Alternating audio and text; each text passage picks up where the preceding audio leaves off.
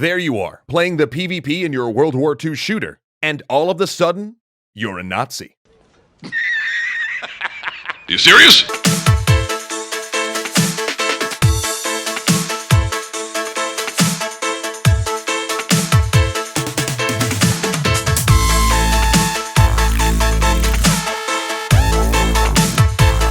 You didn't ask for this. You didn't choose this. Yet there it is. And it's treated no differently than playing a British soldier.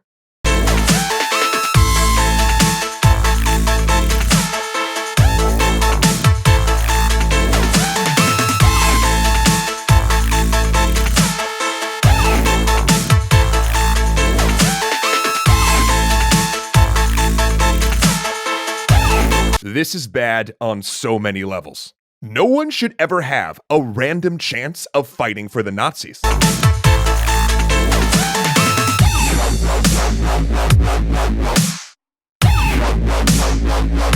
And before anyone equivocates and says not all German soldiers in World War II were Nazis, if they were wearing the swastika and are functioning as an arm of the Nazi government, then unless the game goes out of its way to tell you specifically that your particular character is not a Nazi, then they're a Nazi.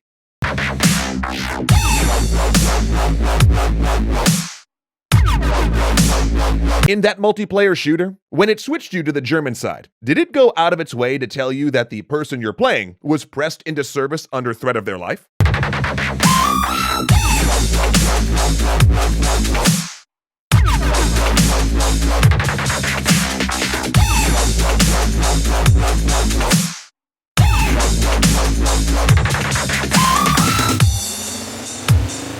Let's please stop forcing people to play as terrorists as well. There you are, playing your modern shooter, and all of a sudden you're a terrorist. You didn't ask for this, you didn't choose this, and yet second verse, same as the first. There it is.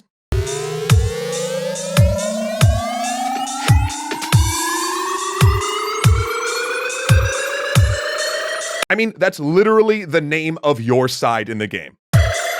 We can do better than this.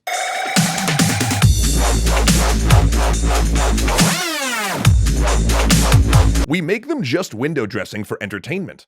Those uniforms, those symbols, become things that no longer inherently revolt us. They reduce our visceral reaction to seeing the embodiment of these ideologies.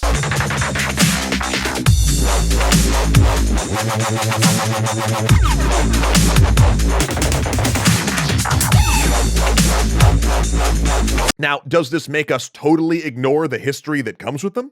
No. But for some people, it moves them from the territory of revolting to just edgy.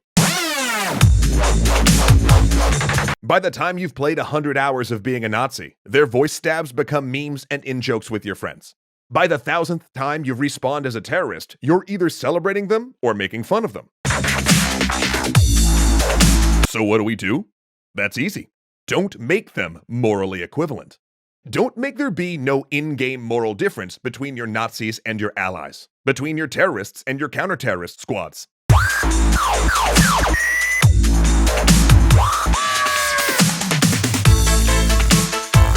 Don't have players randomly spawn in as one or the other. Allow players to choose which side they're on.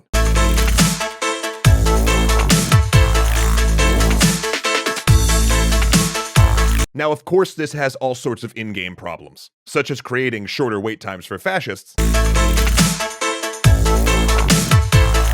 And if you're going to say, but we need it for historical reasons, then your game better actually be historical.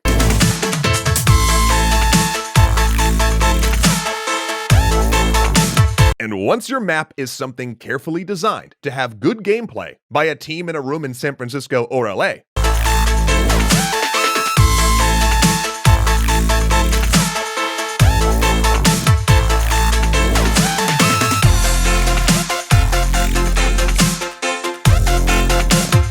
look, we're not saying we can't have games about World War II or about terrorism.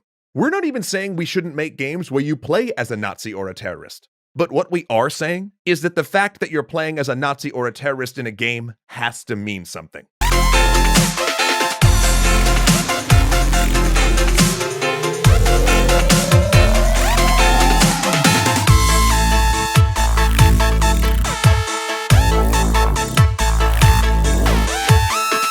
And really, if we are saying anything in this episode, it's this.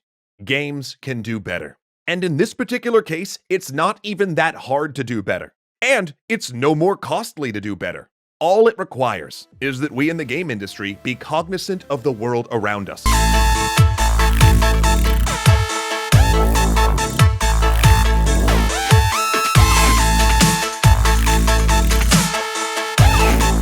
And what these symbols we're drawing on mean.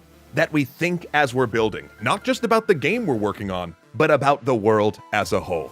If we can do that, we can take a big step forward for the industry. We can stop helping to normalize Nazis.